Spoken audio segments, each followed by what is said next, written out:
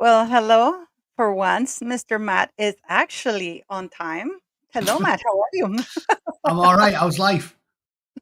Oh, good, good. It's doing it. Everything is okay. As it should be. Life is life. I'm from the generation that we don't really moan about it. We just get on with things, really. You're down So, tooting. We need more of that these days, don't we? yeah, I mean, sometimes you just want to go out. I wish it were back in the 80s when you can just go and say anything and, yeah, it's kind of those things that I miss, that nowadays you have to, even especially when the Democrats were in power, where you couldn't say them and they or it. I don't know what the hell to call people, Yeah. So no, I'm serious. People who come on my channel. It's like, how dare you? It's not he. It's like that they took down my TikTok channel. I had over 100,000 followers. And my videos, my little clips got about 3 to 4 million views easily, right? And it got Yeah. taken down because I said that Jeffrey Marsh was a man. I You mean kid you you not. stated a you mean you stated a blatant fact that they took your I TikTok? mean, and I wasn't even allowed to appeal. I appealed it, and it wasn't that I had multiple things. It's taken down. Oh, it's unbelievable. Have you noticed how they never get back to you when you whenever they take anything down? YouTube's the same. Whenever they take anything down and ban it for no reason, or delete a video or anything like that, and you click on appeal, they just ignore it or instantly tell you that it's been denied. Like they took one of my videos down the other week. There was nothing wrong with it. I put it on Reddit and said Where? if On TikTok or YouTube? oh, this was on YouTube, but Oh I shit. mean, ultimately, it's an amorphous blob, and they're all exactly the same, are they? They're all exactly the same. The only one that isn't the same is X because Musk owns it. But TikTok and Facebook and YouTube and all of them, they're all the same. Like they rule with an iron fist. They randomly and haphazardly take videos down with seemingly no reasons given. They completely contradict themselves. I showed a funny video. I got a 2 week ban once because did you ever see that viral video of the Which one? Wait, there was a you've black done so many. I mean, the one that I still remember is the one with the fireman, the yeah first person. no I did you love remember the the one one, do you remember did you the ever see the viral video of lesbian one with the police woman or something like that. That she was coming, and I mean, how is she gonna follow that bloke? I oh mean, yeah, yeah, but the you. one I got a 2 week ban for was a viral video of a bloke who was robbing a convenience shop and these two Indian geezers just grabbed like mops, started lashing him with them. Did you ever see that one? Like it No, was amazing. It was amazing. that. I can't show you it now or you'll get banned, but the point Oh, I'm getting at is it's haphazard. Like it was funny because they didn't hit him over the head or like grievously injure him. It was funny because one of them held him while the other one was lashing his bum cheeks with his mop handle, like you'd hit a child. yeah, So yeah, because yeah, of that, it was hilarious. Like he was screaming like a girl, and they were lashing his bum yeah. cheeks with this mop. But when lefties post exactly the same stuff, they don't get banned. So you can see how Exactly. they can do I whatever they want. Yeah, how can Jeffrey Marsh be telling on a public platform, children, vulnerable children, ignore your parents and your grandparents' advice and join me on Patreon? Oh, it's mega Or creepy, isn't it? It's and mega and yet creepy. when I said this guy is a man biologically, and my channel with over 100,000 sub guys, I started it again, like I have about almost 10,000, followers, less than that. But still, it's hard, that you're the platform. And on that topic, I wanted to talk to you about this, Matt, and see, and I want to get your take on this because to me, it ultimately comes down to PR. How good is your PR machine, right? Because Yeah. the other day I was doing we were doing a live on Sean Atwood about Russell Brand. And then this gentleman comes and he truly hates him. I I find that Russell Brand is a despicable person, but I don't know if that is his public persona because you know how people have a public persona in order to maximize funds or to attract controversy, but then in real life they're completely different. Yeah. Uh, but to me, he gives me that ick factor. He looks like he has lice. It looks Who like did? he's washed. You Who know? despises him? Sean Atwood despises No, Russell no, Brand. no, no, no, Shana. Matthew Steeples. I mean, Right, this guy really hates him, right? Because he's a posh aristocrat who loves, who runs the Steeple Times, and I like some of his opinions; they're actually quite good. right. But in this thing, is like because Russell Brand has been accused of, some victims have come and accused him of doing something 26 years ago, which I found outrageous. Yeah, At some don't use the R word, or I'll get my channel banned. You know what they're No, like. no, no, I'm not gonna use it, don't worry. He has been accused of stuff, you know what I mean? Yeah, yeah, I know. So, but that happened 26 years ago. And I said on that panel, and I have a very good memory. But if you ask me, what were you doing 26 years ago? This is in 1999. Okay. I Yeah. don't know. I kind of have an idea. I know because I go, like, and then they were saying that he's a despicable person and blah blah blah. And I agree. I don't like him. I mean, when Katy Perry got married to this guy, I really think that anybody who's married to Russell Brown, at least the persona that he puts out in public, has some problems with self-esteem. Like when Katy Perry married him at the height of her fame, the singer, I thought something's wrong with this girl. Unless she knows something that we don't know, and unless there's a public persona and behind closed doors, he's a nice guy, right? Well, I And then mean, he's rich and famous, so that's enough for most women no, but like that, isn't it? these accusations happened when he wasn't. This Right. is 26 years ago, Matt. So he wasn't rich nor famous. In fact, they had one of his girlfriends in the live. And she said that he did something that I actually find quite disturbing. That he would sit at the top. They had a cat, and he would sit at the top of the stairs because he didn't want the cat to go up the stairs. So I mean, I shouldn't be laughing, but he would sit at the top of the stairs, and then he would call the cat, kitty, kitty, kitty, and the cat stupidly would come up to him, and then he would grab the cat and throw him down the stairs, and then he would go down the stairs again, pick up the cat, and would just pet the cat, and they go sit at the top of the steps. And this is the girlfriend talking about. This is what she alleges, right? But the point that I wanted to get is in my program, I said that at this point, these are accusations, these are allegations. And yet Yeah. everybody wants to deplatform this guy, just like it happened to Justin Baldoni. For example, the day that what's her name, Blake Lively, or the New Yorker, New York Post, or whatever, made that public. He was fired from his agency. An award was taken out. He was absolutely deplatformed and hatred. And the problem is that you don't get that platform back. You don't get that award back. And we don't know if what these victims are saying is true or not. And this happened 26 years ago, which is unfair. And for people who don't know about me, it's not that I'm being woke. I've been on the receiving end of what it is like when you have somebody use the PR machine of a government or two governments and lie about you, and you don't have a way to defend yourself. And then years later, because it's a battle for years and years in courts, you're proven to be absolutely not only innocent, but the other person and the parties who were really powerful lied. And they redact everything because their weapon is redacting. Because of course, Jens Stoltenberg was involved in my case. He was the former head of NATO. He just stepped down. So of course, you can't show what he said or did, against me in a trial, which was illegal, of course, you Yeah. know. So I've been on the receiving end. I know what it is like to be deplatformed immediately. And those claims are still following me in spite of the fact that it's been proven to be false.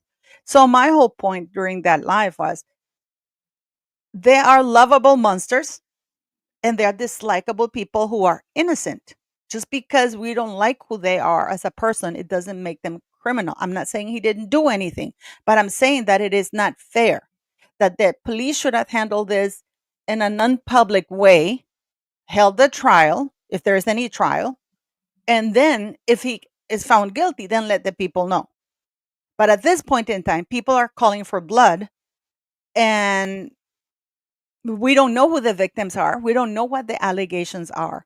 And people are being deplatformed. And then I looked at Prince Harry because I wanted to show you this. And I talked about this a little bit. We're not going to talk very much about royalty. We're going to talk a little bit about royalty, but I want to show you this because this has been bothering me here. What the hell ever happened to Prince Harry? He used to be so well loved by the British people. And my point is, I did a whole video on Harry, disclosing just a few of the things that are allowed on YouTube, because I cannot go into what he did in Australia, and to why the Queen sent, he was followed up by bodyguards. He took a gap year in Australia. Oh yeah, yeah. Why the Queen had to send her one of the most senior private secretaries with a whole team because of what happened on a beach in Australia.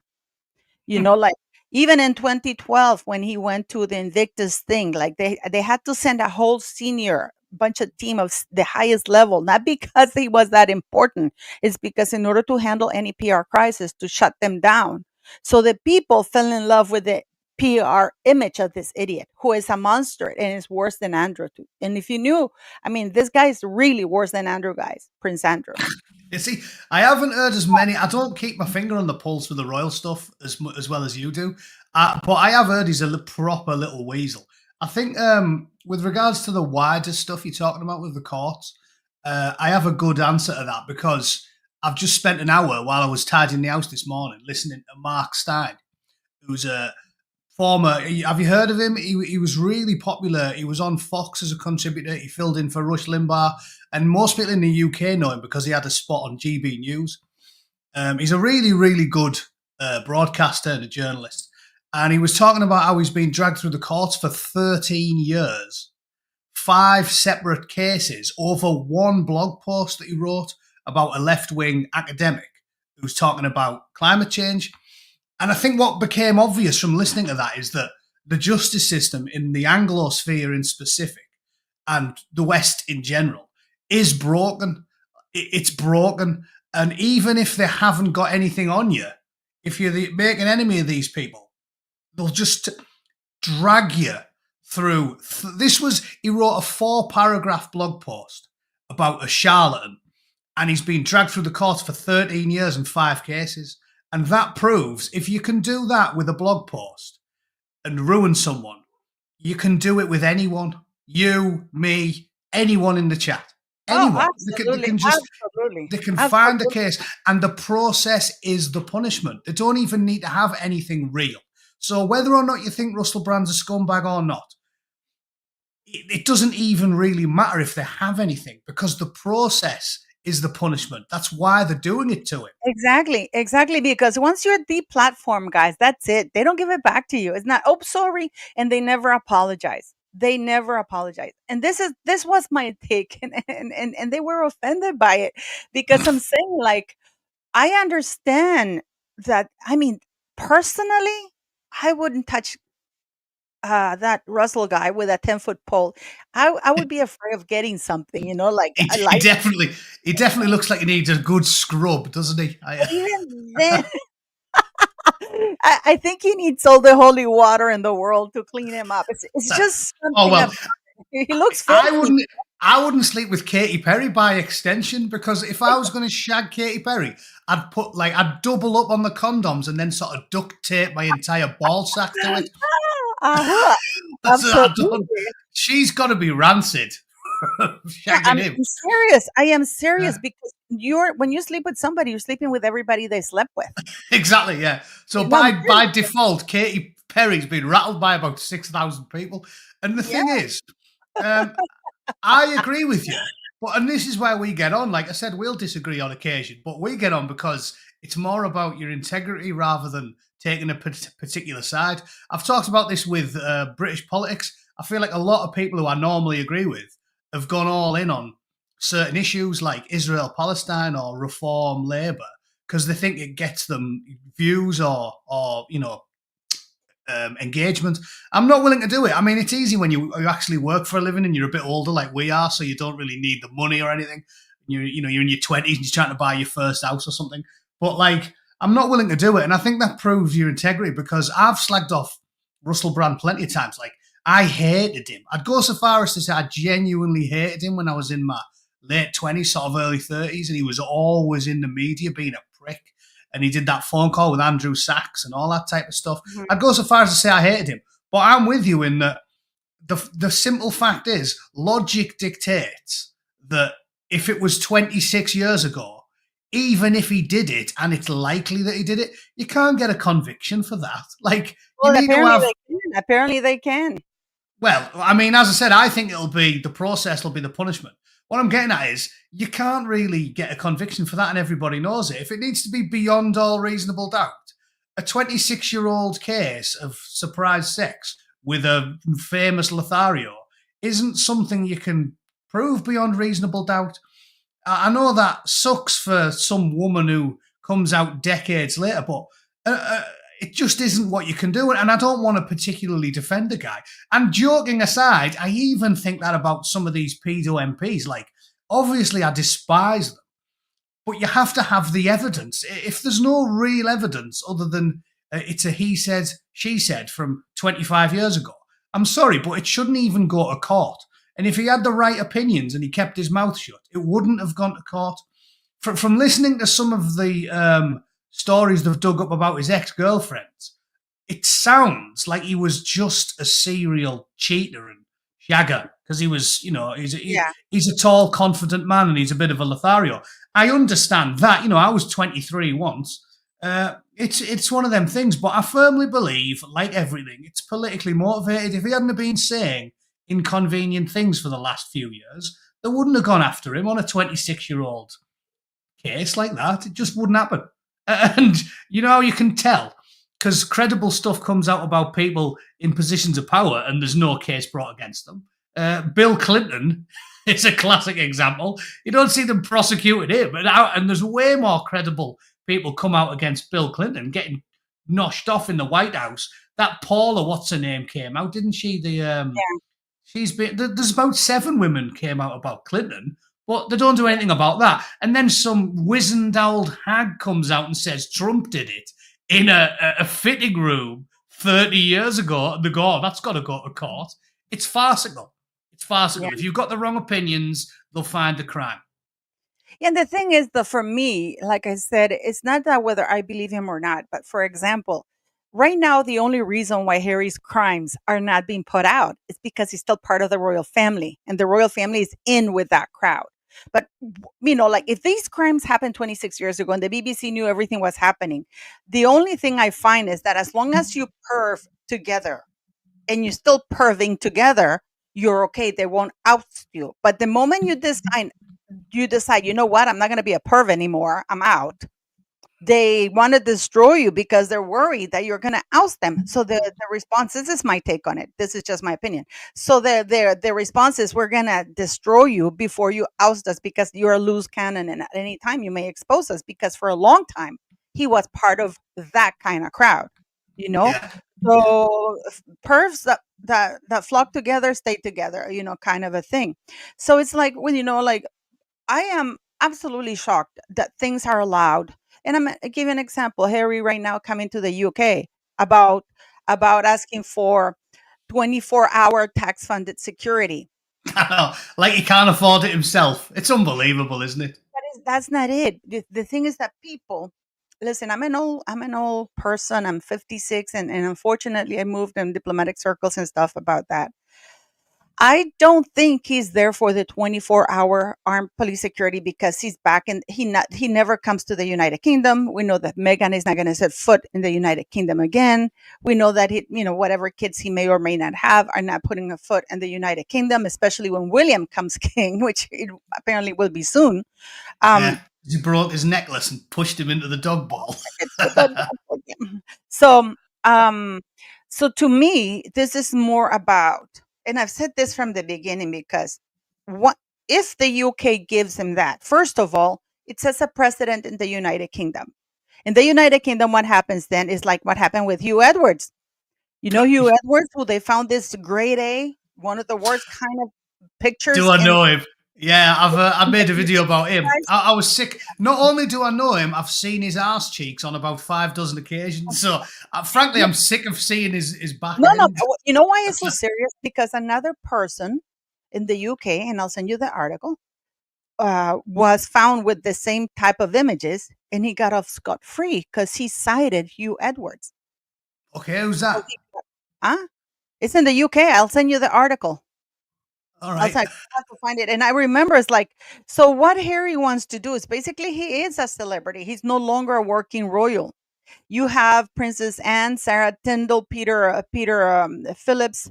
You have Princess Eugenie, Princess Beatrice, Princess Anne, the Duchess of Edinburgh. They're all working royals who don't get police protection 24 hours a day, only when they do engagements. And for people who don't know this, Harry never used to have a convoy of police protection officers. He had one assigned. And that's, like that was it. He never had like a convoy like he wants to have right now. Convoy. Yeah, he's such a weasel, isn't he? You He know he what he annoys had me only about one bodyguard. That Ken Wharf just came out, who was their bodyguard for years. There was one bodyguard assigned to them. They only have a convoy when we do public engagements. So to me, this guy, it's still allowed because he feels entitled to, and the courts allow him to do this. If it was you, or if it was me, then any celebrity can say, you know what? I feel inferior. I've been treated inferiorly. I need a 24-hour police security because, this is a non working royal. He doesn't live in the United Kingdom. He has defamed and trashed, lied in my line. He went into a confidential hearing that he's not supposed to talk about. And then he comes out saying, oh, the evidence that I saw, it leads me to believe that I was that the family were blackmailing us into staying, when he just previously said that the royal family was trying to kick them out. And yet this yeah. guy is allowed to have a platform. This is why I say we have to be careful with people like Russel Brand, because we don't like Russel Brand. But Russel Brand compared to Harry is an angel. From information, I no, seriously, from the information I got, and I got it from really reliable sources. I think that Harry's fighting really hard, not as much for the security, but for to be immune or to be under the protection of the royal family. Because the things that he's done, I mean, Matt. I mean, in 2007, July until August, he went to Namibia in 2007. He was caught snorting vodka mixed with coke. He was in the army. When the scandal broke, because the scandal broke, and I'll show you how the scandal broke, and this is why he hates News of the World. This is why he hates News of the World, guys, because they caught him. They caught him. That's why Listen he to keeps suing them, eh? Oh, crikey, it's Cenk Uygur when he was young. Yeah, I mean, this is in 2007. This is the News of the World no longer exists. So when you try to get the articles, it'll take you to a link that says we no longer exist. Oops, sorry, but listen to this. Crikey, look at Cenk there. Is Harry in a bit of trouble? What's he doing now? Well, pictures have surfaced of him basically snorting vodka. Oh, that's really cool. Hmm. Slash not cool at all. All right, let's have a conversation. First of all, I didn't know you could snort vodka. Neither did I. Never heard of it. Yeah. It turns out it shoots straight into your brain and bypasses your liver. What's your thoughts about that? Is that a good idea? Probably not. It goes through the liver for a reason, right? Mhm. So if it goes straight to your brain, I think scientists and doctors have said that it could kill you. So Oh, rock and roll, fun for everybody. I have mixed feelings on this story because on the one hand, I feel like, hey, you know what? Prince Harry gets too much crap from everybody. He's 21 years old. Let the man do whatever he's going to do. And, so you want to run around with half naked with your friends and put cups over your nipples and get wasted and then hang out with girls? That makes all the sense in the world to me. The fact that no one has their shirt on is beginning to disturb me slightly, but at the same The fact what that is no happening? one's got the shirt on.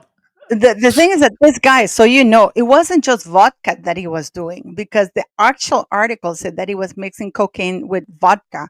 Well, this is why he was also snorting it. Well, he was in the military and he was doing it. And then when this scandal broke in 2007, this is why you see this guy looking so young. What was the answer of the Buckingham Palace? Deploy Harry to Afghanistan to whitewash his image. That makes sense. Yeah. And then I they mean, leaked in January and February, they leaked that, oh, Harry was in Afghanistan in December. So, and then this whole thing was forgotten. yeah, that makes a lot of sense, doesn't it? And there's a lot of lies about Prince Harry when he was in Afghanistan, as if he was like, hardcore pounding the turf, wrestling the Taliban on his own, and he just wasn't, was he? It was a PR exercise to make him look Roily, It was a roily. PR exercise to make people forget of what he had done in 2007 because of what he also how racially he abused his fellow soldiers in 2006. 2005 was not a particular good year either with the Nazi uniform. 2 weeks prior to the Queen, the 60th anniversary of the Holocaust, and the Queen was supposed to meet the Jewish people there. All the drug scandals, the Eton scandal, where the teacher was awarded £45,000 because she wrote the essay that gave him the B in order to qualify for Sandhurst. I And didn't the know military, that either. What? you And they can, paid the teacher off. Never heard that one. okay, I'll give it to you right now. Ethan teacher. I mean, I, I've heard he's a plank, so I would no, no, no. assume. You know that in order to qualify for Sandhurst, you need a B grade in order to enter, right? Right. Um, uh, no, but he was failing. He had this special needs kind of guy. You know what I mean? So I'll show you here. Continue. I don't want this.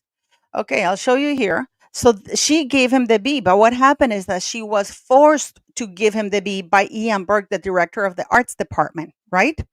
Right. And she was on probation she had just been hired for 2 years probation, and they let her go because you remember the news of the world. They were tapping their phones.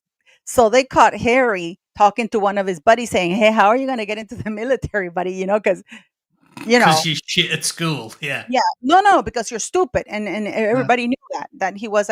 And then what happened is that he was caught in the thing saying that the family had it covered. That they already talked to the arts teacher and stuff like that. And when he graduated from Eton, but the scandal broke in 2005. And it right. was the whole scandal, and it wasn't it? So they paid the teacher. They paid the teacher. The teacher who accused Prince Harry of cheating and claimed she ghost wrote his A-level coursework has been awarded £45,000 in damages. And that was the teacher, Sarah Forsyth. And the reason why she did it is because they had this smear campaign. When the news came out, they tried to smear her, not Ian Burke, saying that she wasn't, and they fired her, saying that she didn't know how to teach the boys the Eton method, right? So she said, wait a minute, I didn't do that. They're firing me because she was blamed for having written the article for Harry, you Right. know? Mm. And then what happened is like it says, and then what happened is that they didn't know that she had recorded Harry because she was worried about what they were asking her to do, because she said, here, this is what they said. And as the reason for her sacking, the school said Miss Forsyth was not cut out for teaching older boys in the Eton context. And apparently it was a very current practice. So if you graduate from Eton, it doesn't mean that you're smart, guys, because apparently she also said Obviously. that it was a common practice that teachers would do stuff for students to get them to pass. And this is the guy that she had been asked here. She also said she was asked by the college head of art, Ian Burke, to help Harry with a written submission to accompany his artworks. She claimed she had a tape of a conversation between herself and the prince, which backed her claim. And only one sentence of Harry got into the into the essay. And then Right. this is the people, this is the directors. It is clear whichever version of the evidence is accepted that Mr. Burke did ask the claimant to assist Prince Harry with text for his expressive art project. It is not part of this tribunal's to function to determine whether or not it was legitimate. That was the We whole did purpose of the that. tribunal, to determine he cheated. And the Yeah. Yeah. and the military knew, and they still allowed him there. So I I've blame the told you this military. loads, though. I told you that they wouldn't take his bloody visa off him because there's one rule for us and there's another rule for the bloody powerful. And I still Prince don't Harry, know. I'm still do what he wants. disappointed in I'm disappointed in Trump in that part, and I have talked about it. But this is the thing that I'm getting. This is the military, and then in 2005, when he did the Nazi thing, the military came and said we should not allow this guy in here. And this is after the scandal that they knew that he cheated, and therefore he did not meet the grade requirements because he got it through cheating. Yet the military allowed him in. Yeah. And then when he fled in 2011, when he fled a lockdown base for a surprise drug test. He fled. Can you It's imagine if you had done that, Matt? If you had done that, what would have happened to you? Oh well, I knew lads who got binned. One of my mates, Venice, he did Charlie when he was on his leave, and when he came back, they did CDT, which is compulsory drug testing. They just turn up unannounced, and they put the whole camp on lockdown, and you can't get out of it. And he got caught, and they binned him instantly. Like they're strict with it. But again, it's one rule for us and one rule for them. If Harry does it, it's all right, isn't it? Because he's Harry. But it's not all right if you do it. This stuff doesn't really outrage me anymore because I've made my peace with it years ago. Maybe because I'm English and we're just used to living in a class-based society, and we're born and raised knowing that we have no rights and the powerful do. But I knew this would happen. Yeah, but for me, it goes back down to Russel Brand. How Harry is still allowed a platform, and the prince is still defending Harry. I've heard some royal pundits still call Harry a hero. Yeah, Royal a hero. And then we have Russel Brand, who is accused of, and the victims are not named, so we don't know what these people are. And then we have like Virginia Giuffre, who just came out and posted that picture that she had 4 days to live, and it's all a lie. Okay. No, it's I mean, it's we're in understandable an to me. era that people, I don't know, and this is why I say to people, please let's put our thinking hats and determine whether or not we're going to deplatform somebody, because they deplatform quickly. You know that, Matt. They deplatform you quickly if you disagree with an opinion or whatever. No, it's again. I'm not as outraged as you because I've been aware of this for a decade. It's there's one set of rules for him and there's one for everybody else, and that's the way it is. And there's nothing we can do about it. I think it's particularly obvious that this happens in the UK because I think British culture lends itself towards allowing it. I think English people. Have you seen how like everyone talks about how the French get pissed off and go mental at the drop of a hat? English culture for so long has been, oh yeah, stiff upper lip. They almost pride themselves on the ability to behave like Boxer from Animal Farm. No matter how bad it gets, and no matter how many ignominies are forced upon you, you just grit your teeth and you get on with it. And I think that sort of penchant for stoicism and a stiff upper lip makes English people just allow the worst type of abuses from the people in charge. People just go, oh yeah, it's always been that way. You just got to get on with it. I think they tolerate it more than any other country, mate. I think they tolerate it, and I think that's why they know they can get away with it. Kind of embarrassing. It's a double-edged sword, I suppose. This is Meghan who just posted this because the I think it was the Minister of Defense or something sent this to Meghan from Ukraine. I kid you not. Your Royal Highness, first of all, Meghan is not a Royal Highness. I would like to express my sincere gratitude for everything that your family is doing for Ukraine and for helping draw the world's attention to humanitarian demining in Ukraine.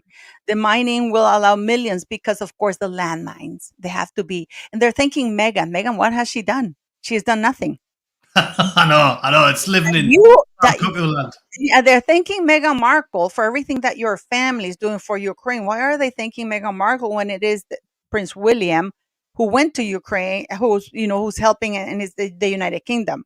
The mining will allow millions of displaced Ukrainians because she's aligning herself with being Princess Diana, right?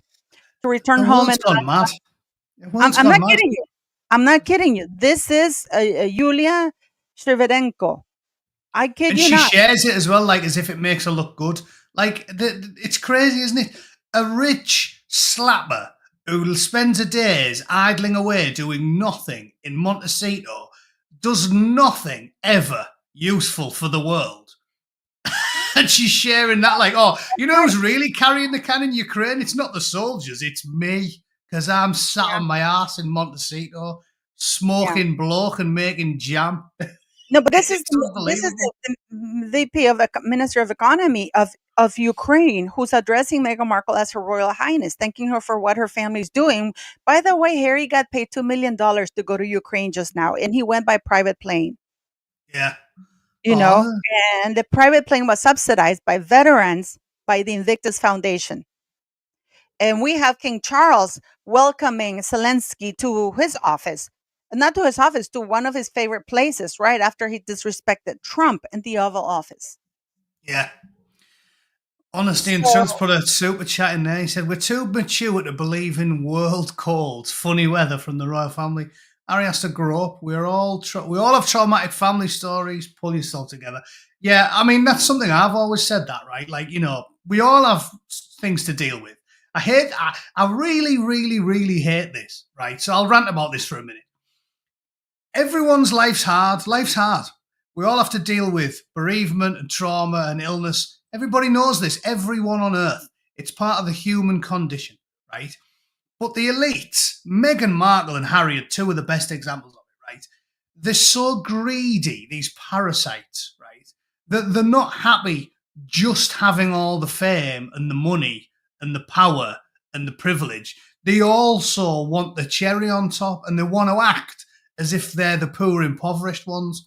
It's the same with all of them. All of them. That Eni Aluko was gobbing off about it yesterday. Oh, it's so hard for me as a footballer. It's like, it's not even a job. It's a hobby for most people. Most people go to work all week and then play football for fun on a weekend. This bitch gets paid millions of pounds for talking gibberish on the telly. And she's not, it's not good enough for her. It's not good enough being famous and wealthy. And it's the same with Markle and Harry and all of them. They want to have all the money, all the power, all the fame, don't work for a living. They've never had a single callus on their hands because they've never done a single day's work in their life. And on top of it all, they also want to take the one privilege that a poor, disenfranchised single mother in a council estate has, which is being oppressed. They want to take that as well. So Harry and Meghan live in a £25 million house and don't work for a living. And they want to also be able to go, oh, I'm also so oppressed. It's so hard to be me. Again, ask a scaffolder who works 60 hours a week offshore in Aberdeen, who lives in a council house. Ask him if he wants to swap places with me again, Mardias, and that little ginger fox piss rat bastard. And I hate them. At least give us that. At least allow poor people to accept that being poor kind of sucks. But they won't even give us that. They want everything and the oppression. It's really, really greedy, isn't it? It's just disgusting behaviour. no, I know, but this is the whole point that I'm getting at is that is not that Russell Brand, and I go back to Russell Brand, and I'm going to say something that is incredibly outrageous because that Virginia Roberts wanted to call when she was doing her court case.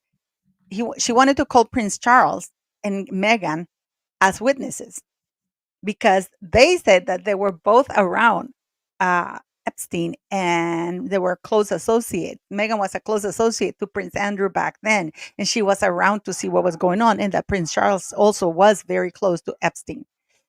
Less than 5 weeks after that, the settlement was forced because the judge was going to approve to have Meghan Markle, who was already in the States, and Prince Charles to be subpoenaed for as witnesses.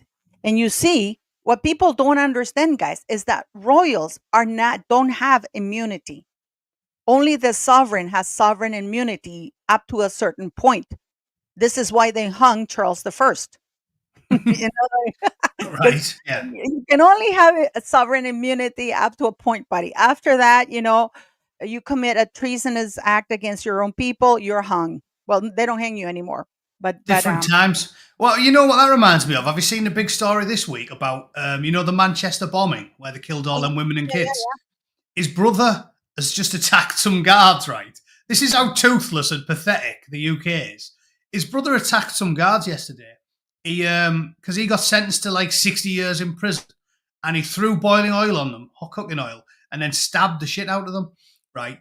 And this morning, the toothless, weak, woke, authoritarian justice secretary goes on Twitter and says, "Oh, we're not going to tolerate this. We're going to punish him in the harshest way possible." And I was like, well, if he's already in a maximum security prison for 60 years, what are you going to do? Jail him again? Well, what does that even mean? Punish him in the harshest way possible? There's another one we should be. If the general public support bringing back capital punishment, that needs to happen.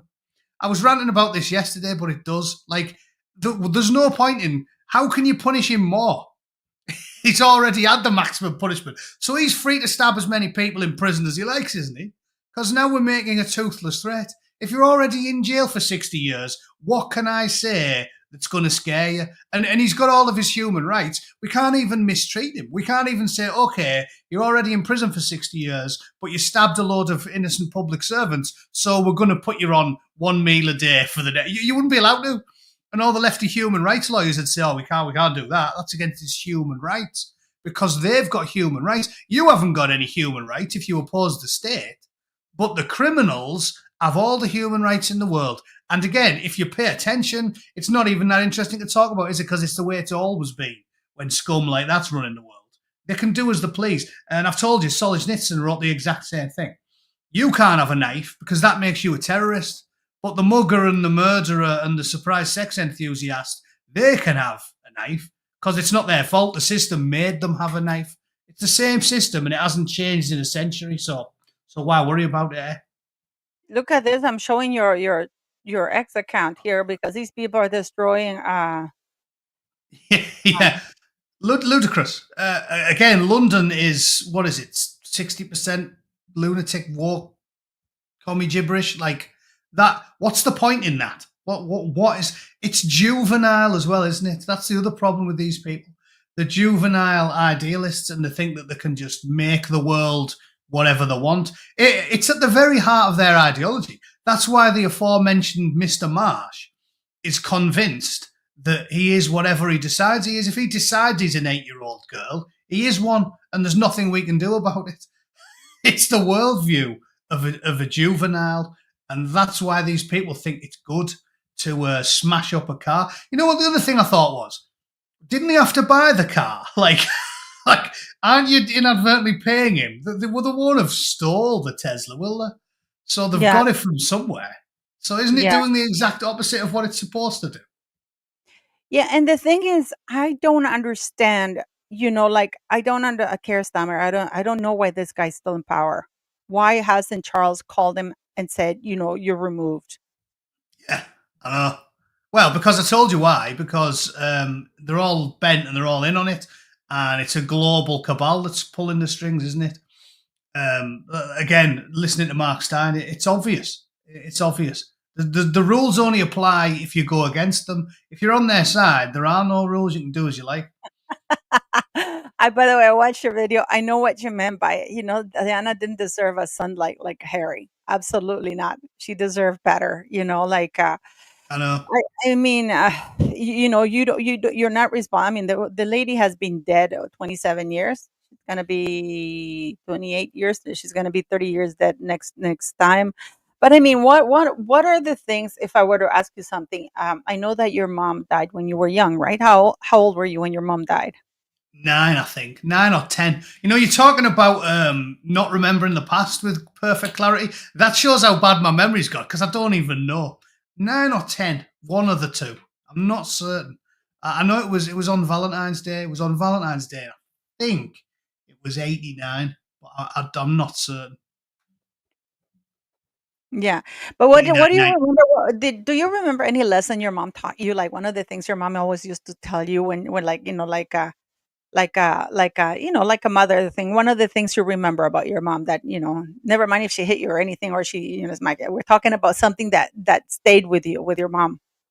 Oh, I mean, I was old enough where I have a lot of good memories of her. I'm not a. It's quite. I think this is a road I've never been down on YouTube. It's very rarely people try and plumb the bootneck psyche. No, I have a lot of good memories about her. I have her personality. I'm a lot more like my mum than my dad. My mum was the talker. She had the gift of the gab, my mother. So, and they did joke about it and said they needed like 20 coaches for a funeral because there's so many people there.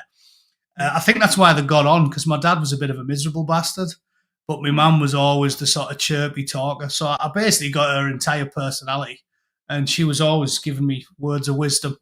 But what kind of wisdoms would she get? What kind of things would she tell you? Like, for example, Because when she was really sick, did she talk to you more when she was really sick, or because when you found out, you were really angry because of that bastard kid at school, right?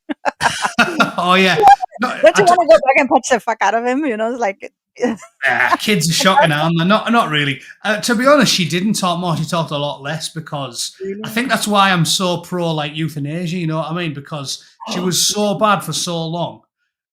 She didn't talk more. She was knackered. She was always drugged up. She was Oh, basically rotting away in bed for like a year oh before wow. before she died. It was So when she long. used to talk to you, what did she say to you? Like, "What? Don't do this or don't do that. This is advice I give you." Did she? Yeah, she again. I basically got her personality. She was always talking bollocks to telling me what's what and what's wrong with the world. And yeah, I remember her. She loved old adages, like I do.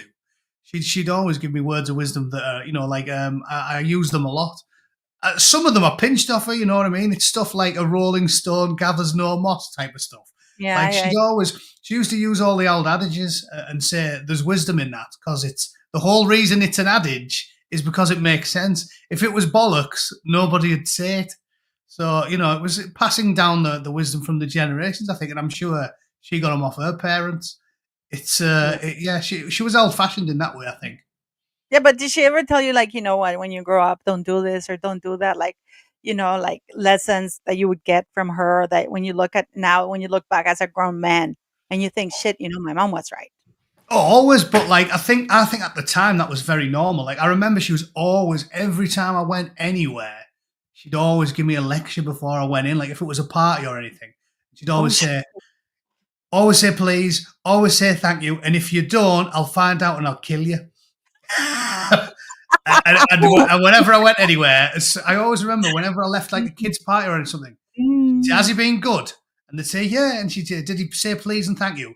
And they say, yeah, he's been good as gold. And then she'd sort of like scowl at me and then we'd go and get in the car. But she always used to ask, like, as soon as she Well, that picked me up, wasn't she thought, advice, has he that been was good? a threat. Yeah, but like I said, she wasn't a shrinking But it worked. violent. Like me, she'd always ask him. I always remember first thing she'd say when I came to the door, has he been good? Did he say please and thank you? And if I didn't, I'd get a bat. So yeah, She was very high on manners, really. she was, yeah, which is quite ironic considering how much I swear these days. But I Oh, do sure. always say please and thank you. Please, motherfucker. Yeah. Very much. So what are the things that you see right now happening? Because I've been shocked about what's going on in England and in the world. And I mean, I heard the scandal that apparently Elon Musk it wants to quit Doge or whatever. I mean, what is going on? As I said to you, I genuinely think England's in what probably a much worse state than the United States. I don't think any country in the Anglosphere is free from the vagaries of this cabal that's running the world these days. But I think Americans being sensible enough to vote for the Orange Oracle has at least give us a fighting chance. Our legal system in the States isn't perfect. Definitely not. Mark Stein's case proves that. But in the UK, it is completely captured. And it was on purpose. People that pay attention are aware of this. Tony Blair started this long march through the institutions during his tenure, and it was carried on. And the real genius with Blair was making the Conservatives an extension of Blairism because David Cameron just copied all of his mannerisms, his persona, and all of his policies, and they've never pushed back on any of it. And in the UK now, even more than in the United States, you don't have a free. You don't have well, nothing is free, but most importantly, you don't have a free judiciary. Yeah, that's really scary. That's And you're because done when that apparently happens. Russel Brand is going to be tried in the UK. I mean, if I were him, I wouldn't be looking forward to, because Oh, in his message it says, "Praise the Lord." They're going to let me, and you know that. No, by the way, guys, I just want to go on the record. I don't believe he believes in the Lord. I'm just think he's using him. no, Just so you no, know, probably. because I'm a religious person, and you never hear me say, "Praise the Lord, sweet Jesus." You never hear me say that. You go to church, and Enigma there in the chat said, give over. The Yanks were celebrating a new Muslims only city in New Jersey. They've got them everywhere. Right. So I'll give you the numbers on that. US population that's followers, that regulars at Allen's Snack Bar is minuscule. I believe it's less than 2%. It's about 1.3%. So if you think we're in a worse spot than you are, I'm sorry to say, living in cloud cuckoo land. Europe, definitely, unless it kicks off, and I always say, I do think it will kick off and that'll fix the problem. But if it wasn't for the fact it will kick off, Europe would be a caliphate. At this point, the UK is at least 10%. I don't care what the numbers tell you. You just have to walk around the UK to know what's happening. They've got full-blown demographic replacement in the UK and in Europe. And that's why America's in a better spot, because in America, we're a continent with Canada at the top and Mexico at the bottom. So it naturally serves as a barrier against the genuinely problematic migrant population, which, as anybody with any clue knows, are the regulars at Alan's snack bar. Those people are practicing a religion that hasn't dragged itself out of the Dark Ages. And I mean, I've said this about Israel-Palestine. Again, most people are just all in on one or the other. I like to sit on that fence because I don't have any dog in the hunt and I don't have any real interest in either of those groups. But if pushed to pick a side, I go with the Israelis, because I think, looking at their city, it is a beacon on a hill in the region. At least they attempt to have human rights and rule of law. They might not get there, and obviously they're absolutely malleting the Palestinians now because there's a war on. But I firmly believe that the number one threat to Europe as a whole are the practitioners of that one religion, and they will never be able to take the United States, certainly not in the next century. Unless something changes and they drag those numbers up by a factor of 10, the United States is the best place to be. Because I think in the next 30 years, you're going to have massive, full-blown civil war in Europe. You only have to look at what's happened with the independents. I made a video all about this last week. You've got all these independent MPs in England now, right? But they aren't independents. They're all very, very, very devout regulars at that legendary snack bar I keep talking about. Every single one of them is a hardcore religious theocratic zealot, and they're all standing as independents and they're all winning. Well, you know what's going to happen? In about 10 years' time, there's going to be enough of them independents where they can form their own party, and it's going to be called the you know the word, the religion, party. And every single one of them is going to band together. And because their wives do exactly as they're told, because they're living in the Middle Ages, every single one of the wives, kids, daughters, sons, cousins, everything is going to be voting for them. So they're going to seize power in the UK with about 25% of the population. And that's going to happen soon. So if you're sitting there thinking, the United States is in trouble, I suggest you look closer to home, because we're in a bit of trouble, but the UK is in a lot of trouble. And every single day it gets worse. And Submariner there just said, we're an island, but we can't keep them out. That's the problem. Anyone who's optimistic, who says to me, the UK is going to be fine, they just need to look at the numbers. This isn't my opinion. This is mathematics. Every day, another 1,000 come in. And they'll all get visas, and they'll all get permits, and then all their family will come in. It's an exponential problem. And every couple of them have 6 kids, and every British couple have 1.7 or whatever it is between them. So you're going to be looking at total control in about 25 years. That's not happening in America. I don't care how many little cities they make for themselves. It ain't happening. We're far too tooled up, and we've got protection by our neighbours north and south. So that's what's going on there. My long-term prognosis is good, because I think it'll massively kick off and then the problem will get fixed. But as I've said, you're going to have to endure severe deprivation, a lot of bloodshed, and genuine sectarian violence on every street, because that's what's coming. You got a taste of it after Southport. In areas where there's a large population of those boys, like Middlesbrough, you got a taste of it, where the locals were fighting them in the middle of the streets and the state crushed the locals. But that's coming, and it's only going to get worse. I don't understand these people who've got this optimism. How does it get... Are there going to be more or less fighting age men from the third world in Europe in 2026 than there are in 2025? Answers on a postcard. Can anyone answer that question in the negative? Well, let me tell you something, because somebody was asking if Charles can.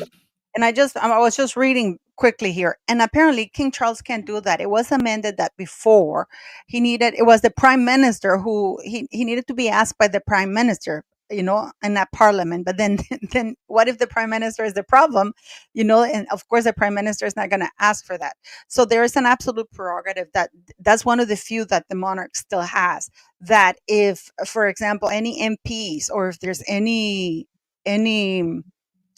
if the country falls into disarray and it's something what's called lack of confidence, then the monarch can actually dissolve parliament and call for new elections without having to be prompt. Like, if there is something as severe as that, he can do that. So, for example, if the public shows that there's no faith neither in parliament nor in the prime minister, the king can dissolve parliament. He can withhold royal consent, and that's done. He can actually do that. He can actually hold. That's one of the few things remaining to the monarch. Yeah, but he won't, though, will he? No, he won't. So there's no point talking about Wasn't he invited yet? It's so.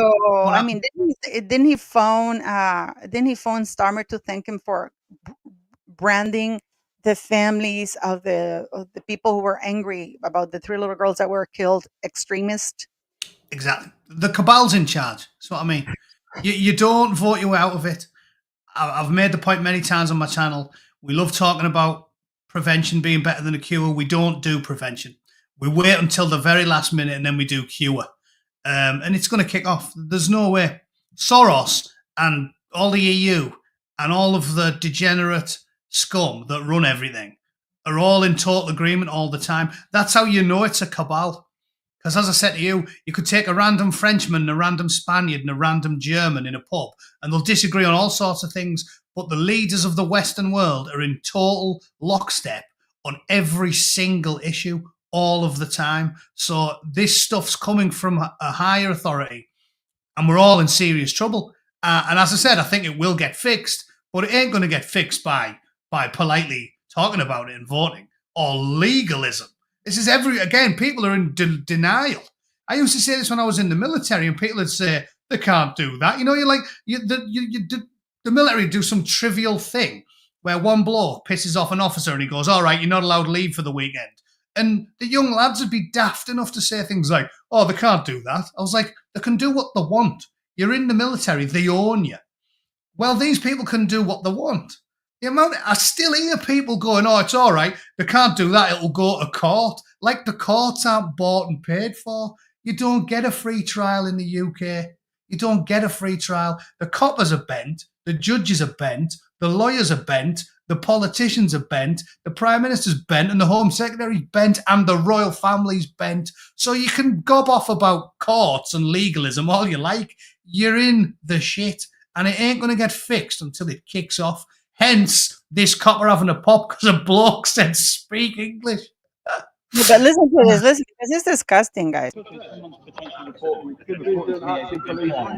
you do, that would be really handy for us. But mute your mic, Paula. During some conversations between yourself, apparently you have alleged, we weren't here, so I don't know who said it, but you've alleged to say speak English. What's that effect? Speak clearly. Speak clearly. No, the gentleman's partially deaf. Yeah, he can speak clearly. Yeah. So I couldn't even hear him. No, and that's fine, and that's why we've just come to speak, because potentially someone could perceive that as a hate crime.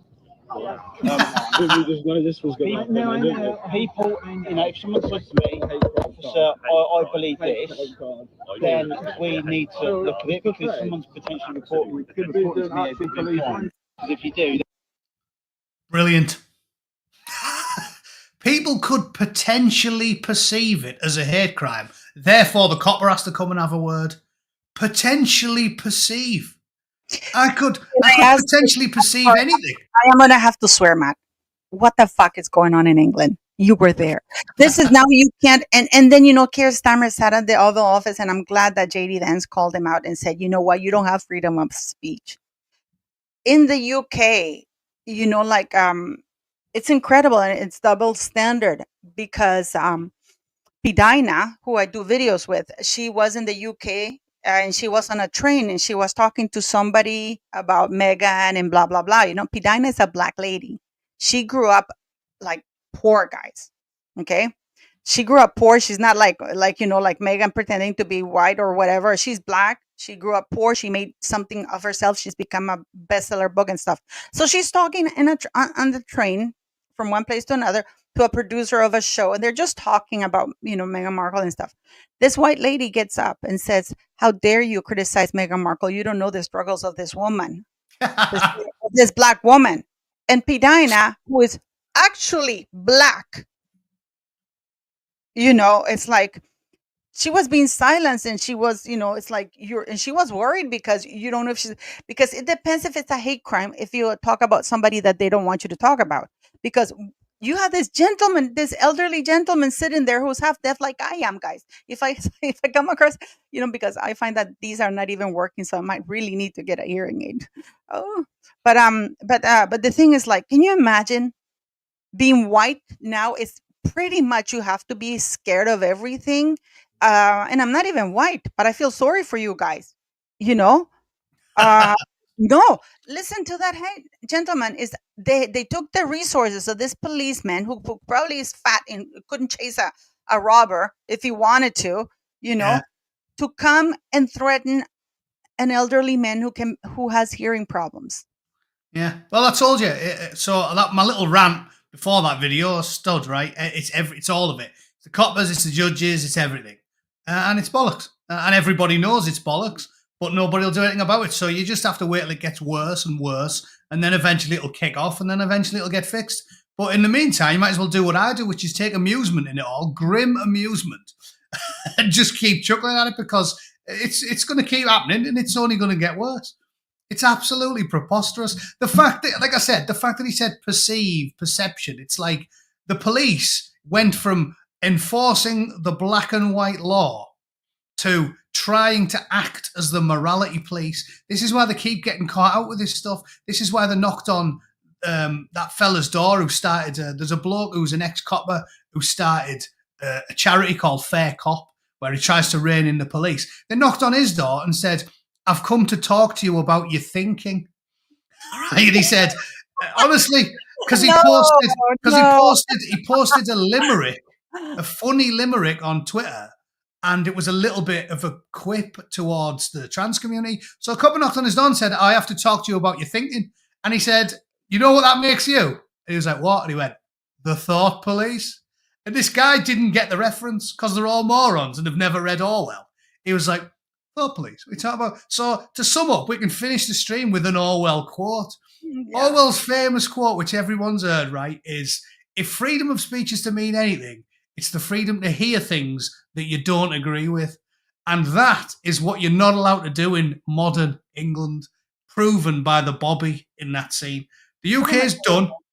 And to answer all the English lads who take it personally when I'm slagging them off, you're in trouble. You're in trouble. At least in the United States, has that ever happened?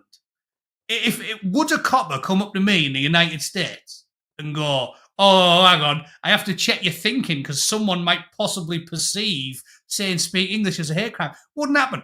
It doesn't happen in the United States because the coppers here still at least remotely attempt to actually enforce the black and white law. Like, if you're a robber, we'll catch you. If you're a bank robber, we'll shoot you. The British coppers are like, "Sorry, can't handle that stuff. I've got to go and arrest another 12,100 people last year got arrested for tweets." It's worse than China. It's worse than Russia. So, yeah, instead of having a pop at me, look inwardly, realize what you're living in, and take it with the grim amusement that I do, and know that eventually it'll kick off and eventually you'll get your country back. But in the meantime, the best thing to do is be grimly amused by it all. That's what I advocate. Don't turn into an extremist and lose your liberty for calling Diane Abbott what she obviously is, the Abbopotamus. just be sensible, keep your tongue between your lips, and watch with grim amusement as the whole nation implodes. That's my advice. I am the opposite. I think that we should keep calling people out because you see, this is what they count on people being quiet, on people being scared. And I'm on the conservatives. Don't get in Canada. We will be like the UK. I am scared shitless. Yeah, I know. Yeah. Anyway, We'll see you soon, Matt. Don't worry. We're gonna have Matt soon because I harass him all the time. So it's not harassment. It's not. But yeah, it's always fun, Paul. Thanks for having me. I'll see you in a couple of weeks, no doubt. of course you will. Thank Keep you, your guys. chin up. Keep your chin Praise up. the Lord, like Russell Brand said. Praise the Lord. Asshole. See you Bye. later. So cute. Yes, guys. So please go subscribe to Matt, the Angry Bootnik, because he's awesome. And yeah, so here is his channel, so you can go take a look at him. And yeah, he's really funny, and he's one of my favorites of all time. So please go subscribe to his channel. And thank you guys for participating here in this chat. You're always your opinions are always welcome, even if we don't agree, which is great to agree to disagree. So have a great Sunday, beautiful people.